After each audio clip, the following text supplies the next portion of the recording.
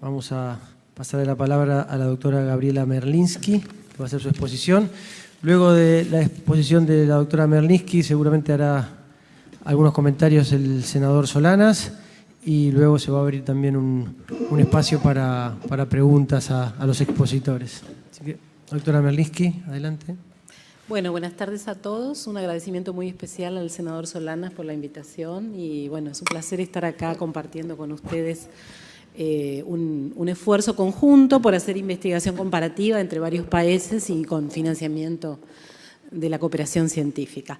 En este caso, más bien, yo lo que quisiera hacer, por eso la idea del contrapunto, es aportarles algunas ideas que provienen de nuestras investigaciones en Argentina sobre diferentes conflictos ambientales, que también tratan sobre su efecto en el debate público, no tan en la perspectiva institucional como la planteó el doctor Melé. En realidad nuestro campo de estudio tiene más que ver con una línea que ya lleva más de 15 años, donde lo que estudiamos es la construcción social y política de la cuestión ambiental en la Argentina. O sea, de qué manera un tema que no era problematizado como cuestión pública por los ciudadanos, por las organizaciones en distintos espacios territoriales, sí se volvió un tema de reclamo, quizás no está en la agenda institucional, pero sí en la agenda pública, y de qué manera se fue también politizando, en el sentido de que todavía hoy sabemos que son pocos los partidos políticos que tienen una agenda importante sobre el ambiente, pero sí no deja de ser un tema del campo contencioso. O sea, todo político sabe que tiene algo que perder o que ganar si no participa en el campo ambiental. ¿Y de qué manera miramos esto? Bueno, estudiando conflictos ambientales. Argentina en particular es un espacio muy rico, un ámbito en el que en la última década hemos asistido a un ciclo. En las ciencias sociales solemos hablar de los ciclos de la protesta. Bueno, claramente en Argentina ha habido un ciclo de conflictividad ambiental en crecimiento. No lo puedo medir con números porque no es de la manera que nosotros lo investigamos. Lo que nosotros hacemos en un proyecto colectivo que se llama así, Cartografías del conflicto ambiental en Argentina, es seguir mediante estudios de caso que fue pasando en distintos territorios respecto de diferentes reclamos ambientales, los que se llaman las asambleas ciudadanas ambientales. Claramente el inicio del ciclo, muchos otros investigadores e investigadoras coinciden en esto conmigo, es entre el año 2002-2003 con el conflicto por no a la mina en Esquel, donde una pequeña comunidad se opuso a la instalación de una minera a cielo abierto, la Meridian Gold. Y después como que fue increyendo, sobre todo entre los años 2004, 2006, 2008, en dos casos que yo seguí mucho, que fueron por un lado el conflicto por las plantas de celulosa en el río Uruguay, las pasteras, otra pequeña comunidad que se opuso a dos grandes empresas transnacionales que se quisieron instalar del otro lado del río Uruguay, pero donde hubo un reclamo muy fuerte de la comunidad por no haber sido consultados. De ahí surgió esta idea, tanto Esquel como Gualeguaychú son esta idea del derecho a la consulta previa, de que no puede haber intervenciones en un territorio que alteren los bienes comunes, el modo de vida local, sin haber consultado primero a esa comunidad, la licencia social.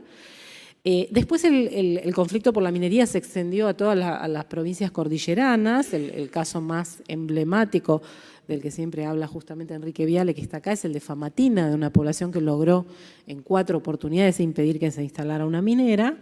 Y también en términos de debate público, y ahí es interesante cómo se cruza el conflicto con los aspectos institucionales, algo que estaba en la Constitución Nacional Argentina, que es de 1994, que era el tema de las leyes de presupuestos mínimos, en este ciclo de conflictividad, al calor de este ciclo de conflictividad, fue algo que se empezó a activar, ¿no? La ley de bosques, que tuvo un proceso de muchísima participación mediante la reunión de firmas hasta lograr ingresar en el Congreso. Luego los conflictos en torno a la reglamentación de esa ley en las provincias argentinas, la ley de glaciares, recientemente la ley de humedales, que no se pudo sancionar, pero que implica ámbitos de deliberación muy importante.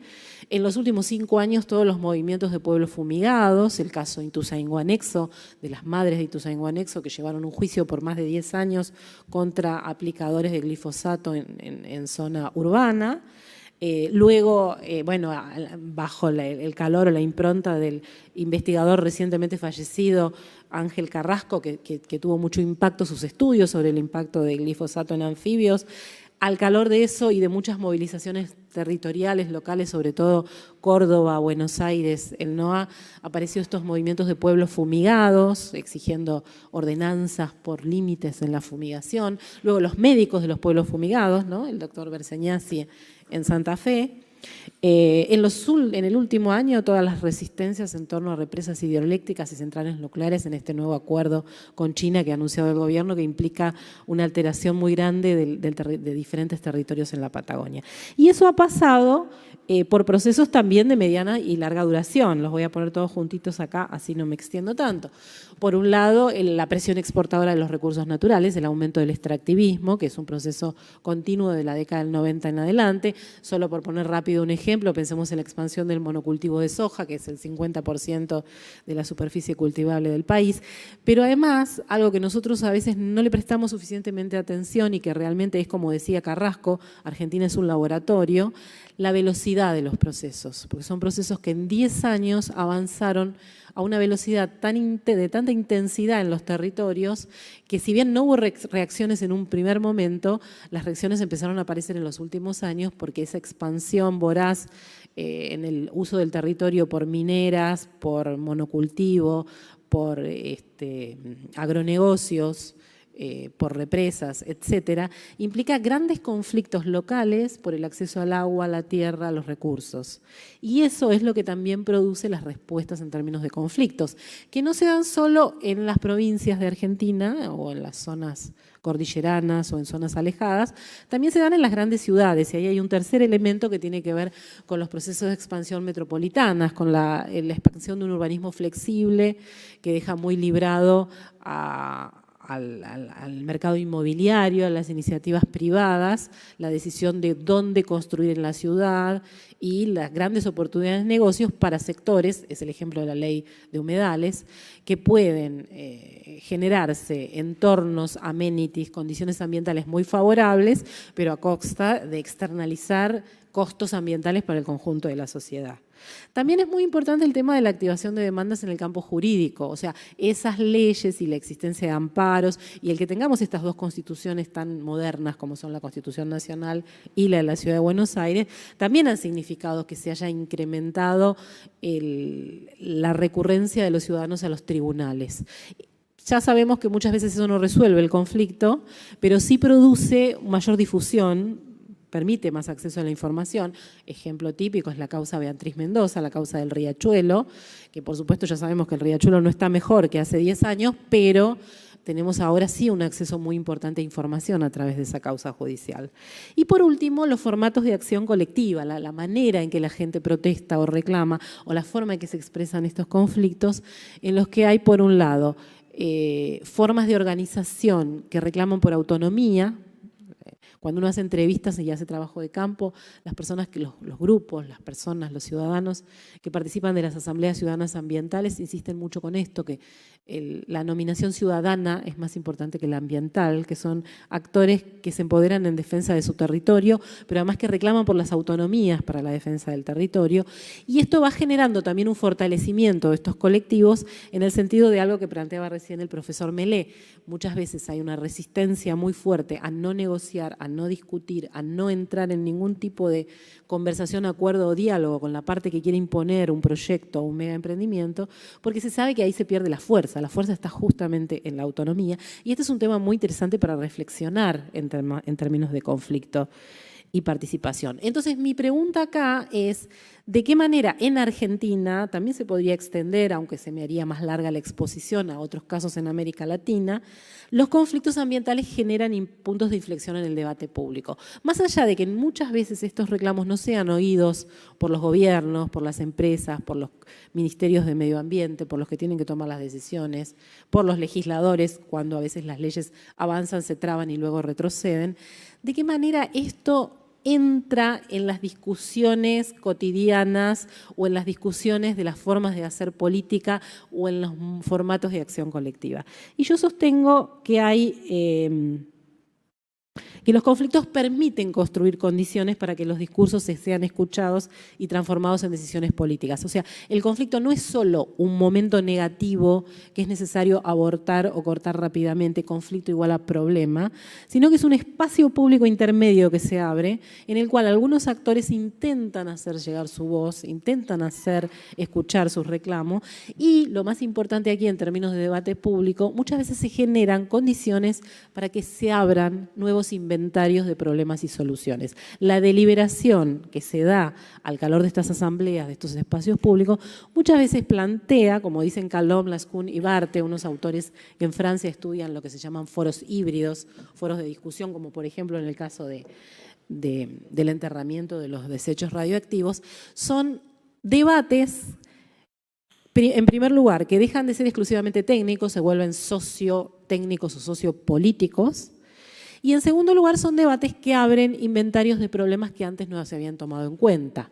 Calom, Lascun y Barthes, por ejemplo, ponen el ejemplo de los desechos radioactivos cuando la gente dice, bueno, ustedes con el debate público me proponen enterrarlos, pero yo no sé si esta es la mejor solución. Quizás en 10 o 20 años se descubra una solución mejor y de qué manera esta decisión que se está tomando no es irreversible, de qué manera la vamos a poder revertir en el futuro. Entonces son discusiones muy interesantes de las que podemos aprender. Nosotros como cientistas sociales lo que intentamos, el esfuerzo que hacemos, es como poner en visibilidad estos debates y decirle a otros, muchas veces a mí me toca estar en espacios de discusión con ingenieros o con abogados o con otras disciplinas que a veces son más duras en el sentido de ver el conflicto como algo que hay que cerrar rápidamente.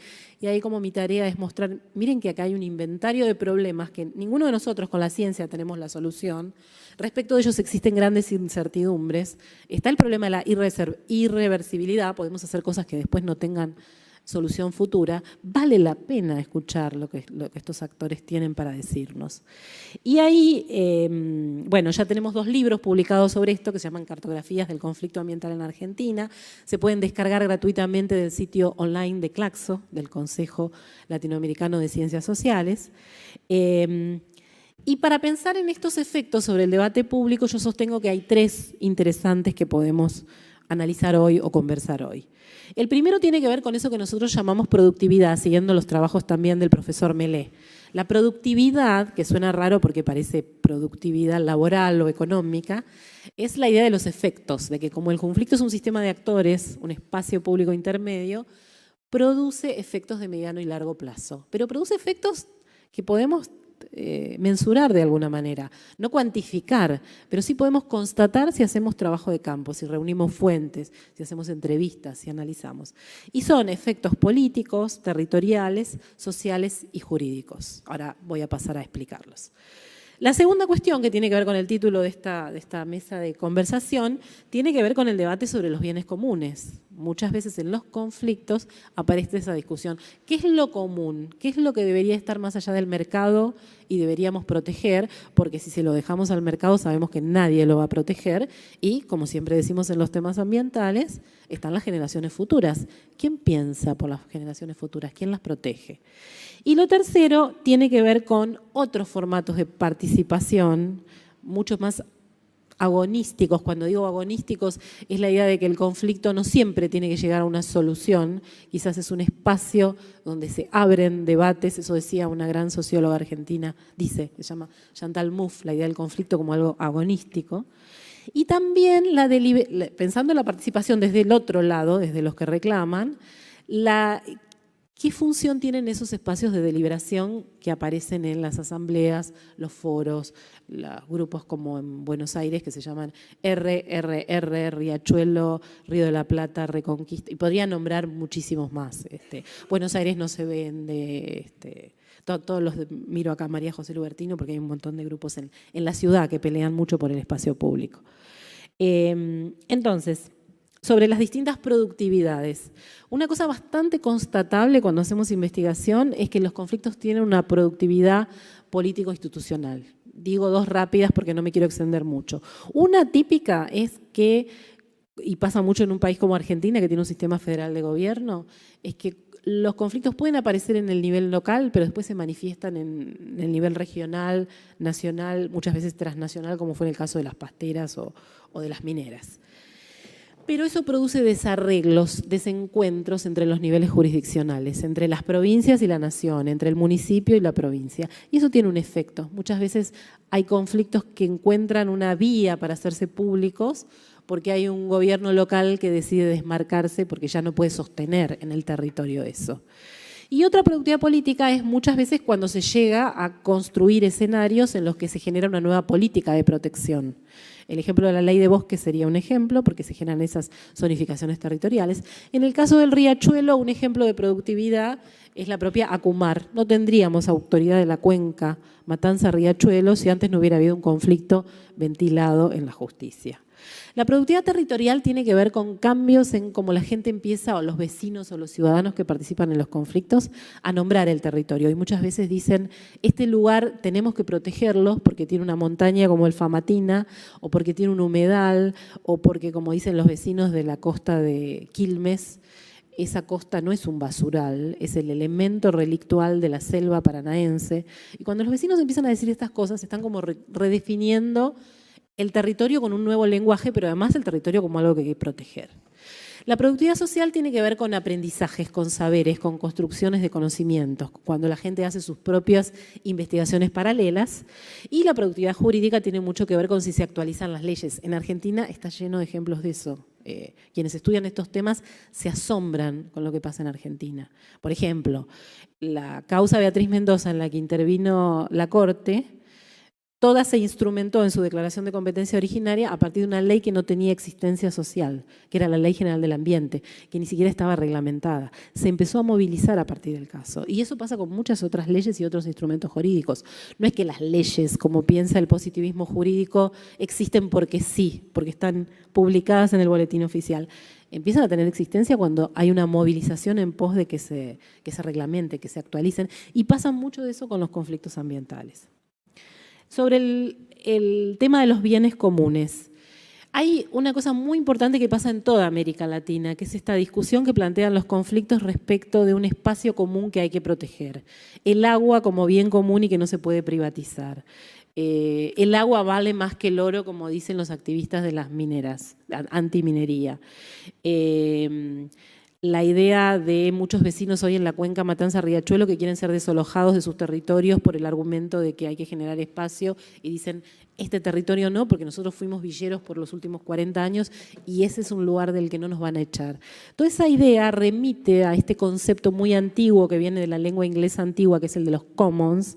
Los commons eran espacios comunes afuera de las ciudades, previo a la Revolución Industrial, donde la gente podía cultivar, tomar cosas, pero no era de propiedad privada, no era de nadie. Lo común es común porque es colectivo, no le pertenece a nadie individualmente. A partir de que alguien declara la propiedad individual, deja de ser colectivo. Entonces hay que protegerlo como colectivo. Y eso aparece mucho en los debates de los conflictos ambientales y aparece mucho como debate sobre políticas de conocimiento. Cómo construir conocimiento para proteger esos espacios, qué deberíamos saber sobre los humedales o sobre la biodiversidad o sobre los riesgos respecto de las inundaciones, que si no protegemos, por ejemplo, los humedales, vamos a tener más inundaciones, etcétera, etcétera. Y ahí aparecen lenguajes para nombrar lo común. Hay un economista ambiental catalán, uno de los padres de la ecología política, que se llama Joan Martínez Alier, que ya tiene una investigación muy larga sobre justicia ambiental en todo el mundo. Y lo que ellos han descubierto, y es muy interesante, se ve chiquito, no importa, es la cantidad de conceptos que han sido acuñados por los movimientos de justicia ambiental o que encabezan conflictos ambientales para nombrar lo común o para resistirse al acercamiento de lo común.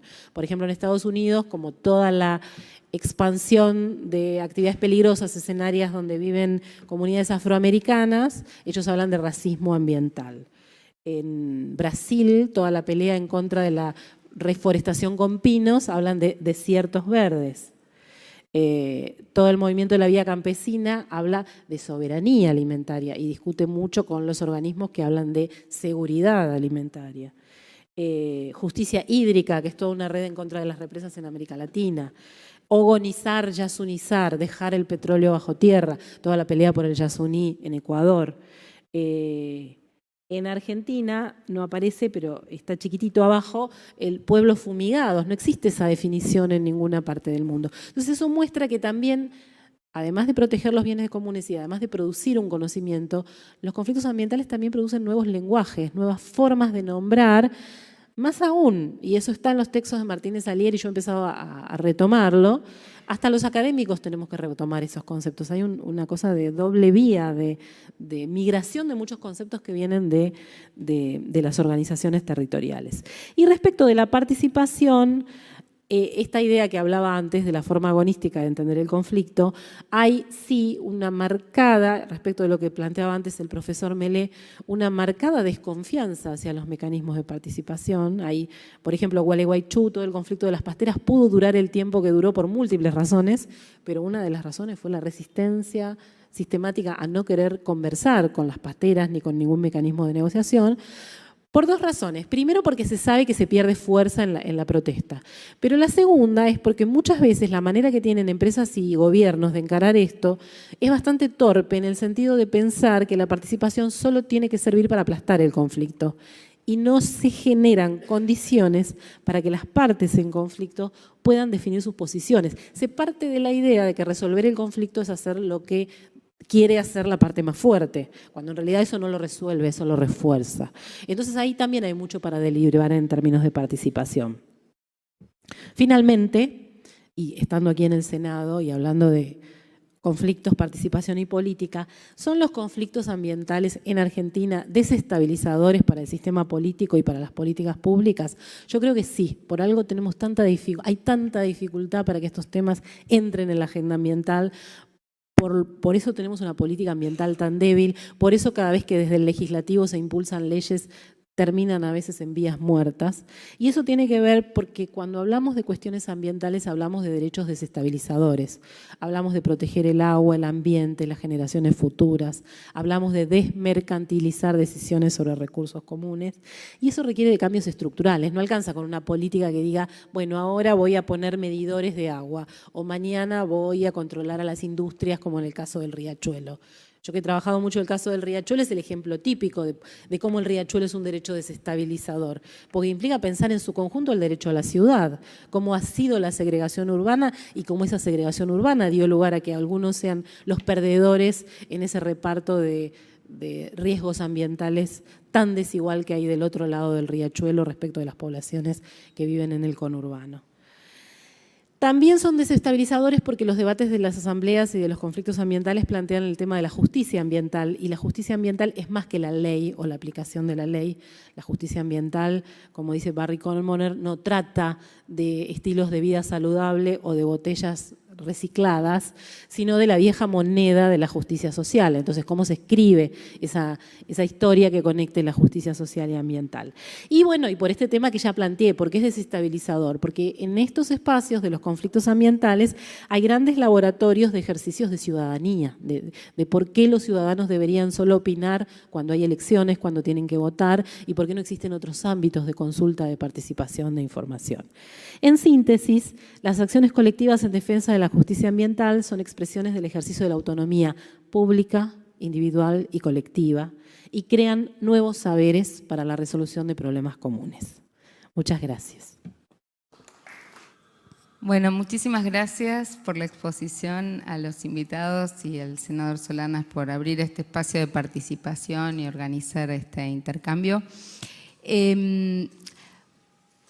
Para levantar un poco el ánimo después del 22, más allá de lo que suceda, vamos a seguir acá discutiendo y tratando de mover la participación y de cambiar las cosas. Así que me parece interesante los disparadores que ustedes plantearon. Por un lado, en relación a tu presentación, creo que sería interesante pensar en mecanismos institucionales a través de la legislación. Nosotros tenemos solamente esta ley de obra pública que tenía previstas las audiencias y que nunca se había cumplido y fue un logro de la sociedad civil, judicializándolo, lograr que en el caso de las represas se forzara esta audiencia pública. Pero también tenemos que recordar que en materia ambiental la competencia, la jurisdicción es en principio de cada una de las provincias. Este fue un caso excepcional porque era una obra pública nacional y la Corte decidió que se hiciera aquí, pero en realidad tendríamos que tener 24 leyes en cada una de las provincias que impulsaran las audiencias públicas y la participación.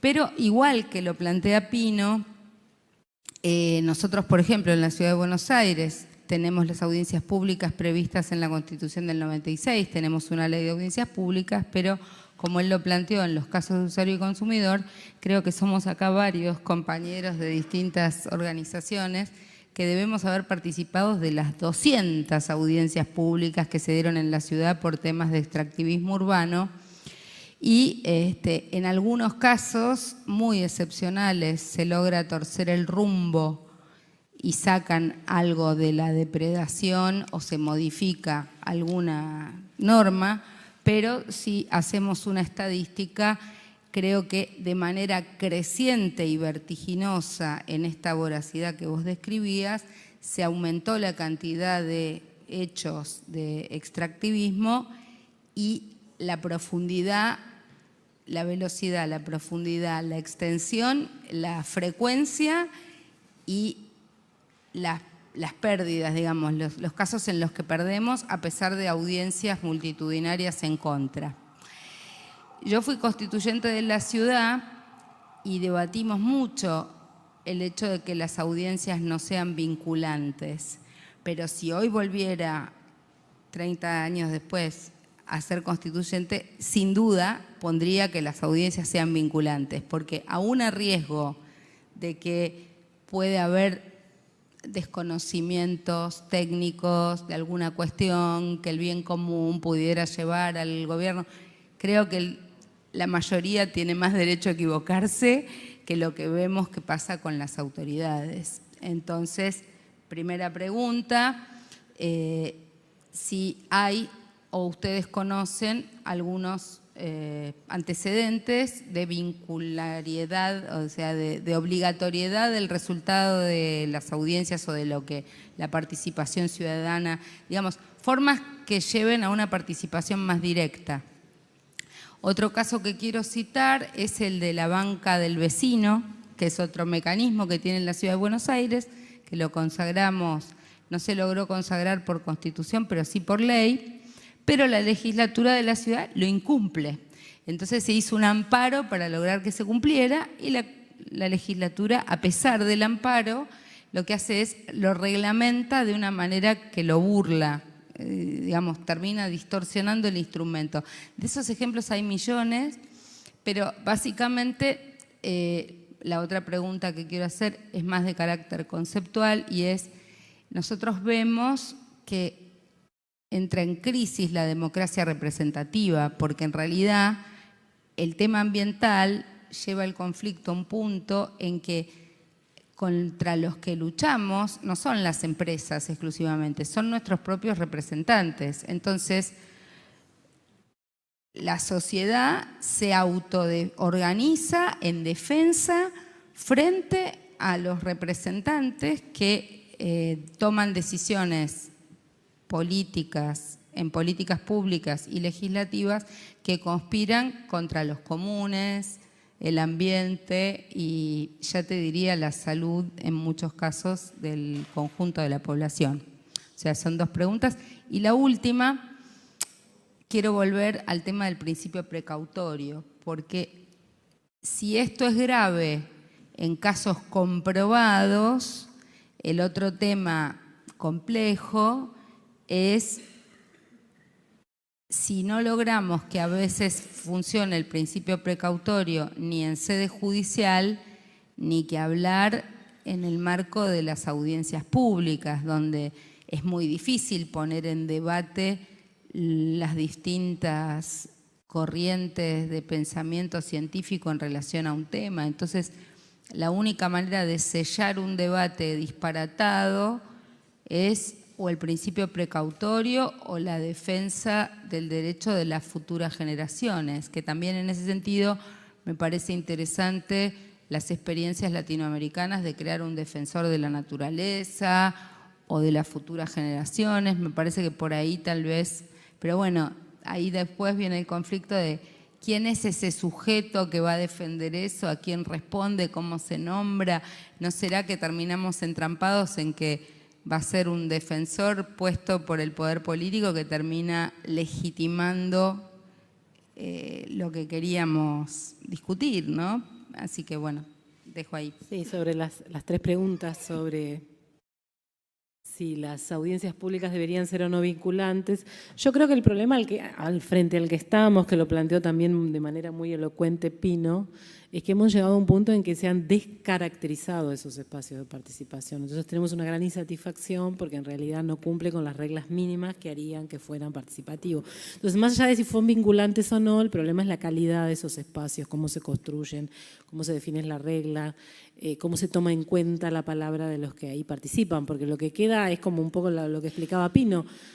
Las palabras se las lleva el viento, no hay ningún registro de eso y no hay, como decía el profesor Melé, una respuesta oficial y oficiosa de la respuesta es esta frente al cuestionamiento de que es insustentable el proyecto o el financiamiento no alcanza, etc. Respecto de las tensiones entre la acción pública ambiental y la democracia representativa, es una pregunta que nos hacemos mucho en el proyecto, es muy válida, muy interesante, porque es cierto que estos ciudadanos terminan cuestionando la forma en que se toman las decisiones mediadas por unos representantes que no parecen representar el interés común, ¿no? No tengo una respuesta definitiva para eso. Yo sí sé, estudiando algunos conflictos, es que esos conflictos que sí logran influencia en el nivel nacional desestabilizan el juego de la democracia representativa. Hay un momento en que esos actores se tienen que sentar a negociar con los actores que protestan y eso cambia un poco los resultados del diferendo. Y sobre el principio precautorio, hay unos autores de los temas de la ciencia y de la María José, sobre el principio precautorio, yo siempre recomiendo mucho a Fountowit y Ravets, la idea de la ciencia postnormal. Ellos hasta discuten que lo precautorio resuelva todo, lo ven como una forma muy correctiva de los modelos más normativos de la ciencia. Ellos proponen una visión utópica que es la participación extendida, que sería una mesa donde participen todos independiente de su condición de técnicos o de impulsores del proyecto y donde tengan la capacidad de participar en la definición del problema. O sea, antes de proponer algo tiene que haber una definición clara del problema, porque hasta que no cambiemos la definición del problema no van a cambiar la forma en que planteamos las opciones, ¿no? Pero es bastante utópico. Y sobre tu pregunta, cuando yo digo la función agonística del conflicto, quiero ir más lejos, quiero ir a como pensamos en las ciencias sociales, en general, mayoritariamente el conflicto, que es como un elemento constitutivo de las relaciones sociales. No podemos pensar en una sociedad dividida en clases, con propietarios y no propietarios, rentistas, no rentistas, pueblos originarios, campesinos, gente, que el conflicto en un día se va a terminar. El conflicto es consustancial a las relaciones sociales. Entender eso nos ayuda a ponernos en otra posición, por lo menos no negarlo, no asumir que rápidamente hay que aplastarlo. Después, por supuesto que en determinados contextos particulares, cuando estudiamos un conflicto, hay partes, y hay partes más débiles afectadas, y muchísimas veces tomamos posición por la parte más débil. No porque sea la más débil, porque por esta discusión sobre los bienes comunes. Y por supuesto que queremos que haya un resultado del conflicto más favorable a la defensa de los bienes comunes, pero eso no depende de nuestra interpretación, depende de cómo se dan las correlaciones de fuerza en ese conflicto. Entonces hay que separar un poco el plano de cómo pensamos y la posición que asumimos en un conflicto. Esa es la apuesta nuestra cuando hacemos investigación.